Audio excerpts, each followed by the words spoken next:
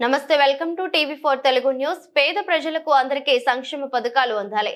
సిద్దిపేట జిల్లా దౌలాబాద్ మండలం సూరంపల్లి గ్రామంలో ఈ రోజు ప్రజాపాలనలో భాగంగా అర్హులైన ప్రతి ఒక్కరికి ప్రభుత్వ పథకాలు అందుతాయని, సాగు యోగ్యత భూములకే రైతు భరోసా వర్తిస్తుందని మండల అధికారులు తెలిపారు। ఈ రోజు ప్రజాపాలన గ్రామ సభలో మాట్లాడుతూ వ్యవసాయ యోగ్యమైన భూములను గుర్తించి రైతు భరోసా, ఇందిరమ్మ ఆత్మీయ భరోసా, కొత్త రేషన్ కార్డుల పంపిణీ, ఇందిరమ్మ ఇండ్లు లబ్ధిదారులను అర్హత కలిగిన వారికి జాబితాలో పేరు లేని వారు కౌంటర్ ద్వారా దరఖాస్తులు స్వీకరిస్తామన్నారు। అభ్యంతరాలు ఉంటే సభలో కౌంటర్ దరఖాస్తు చేసుకోవాలన్నారు। లిస్టులో పేరు లేని వారు మళ్లీ దరఖాస్తు చేసుకోవచ్చన్నారు।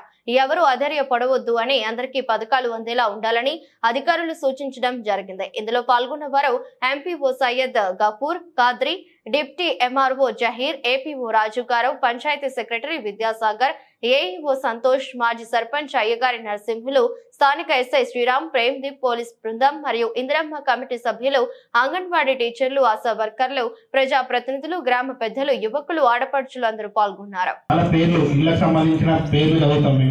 వాళ్ళ పేరు ఇల్లు ఉందా లేక వ్యవసాయం చేస్తే వ్యవసాయం చేస్తున్నామని చెప్పండి। మనకు ఇప్పుడైతే ఇళ్ళ ప్లేస్ చదువుతున్నాము।